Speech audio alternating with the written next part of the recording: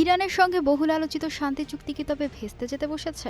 মার্কিন president Donald Trump তার প্রতিনিধিদের নির্দেশ দিয়েছেন ইরানের সাথে চুক্তি করার ক্ষেত্রে কোনো ধরনের তাড়াহুড়ো না করতে। অথচ মাত্র কয়েক ঘন্টা আগেই খোদ ট্রাম্প এবং মার্কিন পররাষ্ট্রমন্ত্রী মার্কো রুবিও ইঙ্গিত দিয়েছিলেন দুই পক্ষের মধ্যে একটি ঐতিহাসিক সমঝোতা প্রায় চূড়ান্ত পর্যায়ে পৌঁছে গেছে। ট্রাম্পের এই নতুন অবস্থানে এখন বিশ্বজুড়ে তৈরি হয়েছে বড় ধরনের জল্পনা কল্পনা।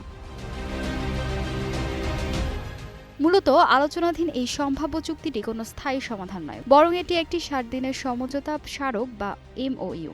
খসড়া প্রস্তাব অনুযায়ী এই চুক্তির আওতায় চলমান যুদ্ধবিরতির মেয়াদ বাড়ানো, হরমুজ প্রণালী আবার সম্পূর্ণ উন্মুক্ত করা এবং ইরানের ওপর থেকে সাময়িক অবরোধ তুলে নেওয়ার মতো বিষয়গুলো অন্তর্ভুক্ত রয়েছে। তবে ট্রুথ সোশ্যালে দেওয়া এক পোস্টে ট্রাম্প স্পষ্ট করেছেন, আলোচনা গঠনমূলকভাবে এগোলেও উভয় পক্ষকে সময় নিয়ে বিষয়টি সঠিকভাবে সম্পন্ন করতে হবে। চুক্তি সই না হওয়া পর্যন্ত মার্কিন নৌ অবরোধ বহাল থাকবে বলেও জানান তিনি।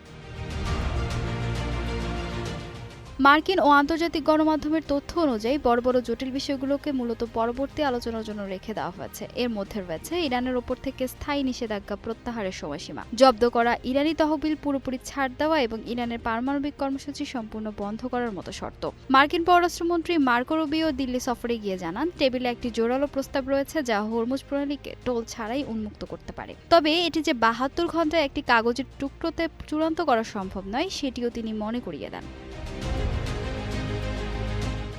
এদিকে এই আলোচনায় মধ্যস্থতাকারী পাকিস্তানের উপপ্রধানমন্ত্রী ইসহাক দার এবং ইরানের পররাষ্ট্র মন্ত্রণালয়ের মুখপাত্র ইসমাইল বাঘাই উভয় পক্ষই একটি ইতিবাচক ফলাফলের ব্যাপারে আশা প্রকাশ করেছেন। তবে ইরানের পক্ষ থেকে স্পষ্ট করা হয়েছে, চুক্তির খুব কাছে থাকলেও এখনও কিছু নীতিগত মতপার্থক্য রয়ে গেছে।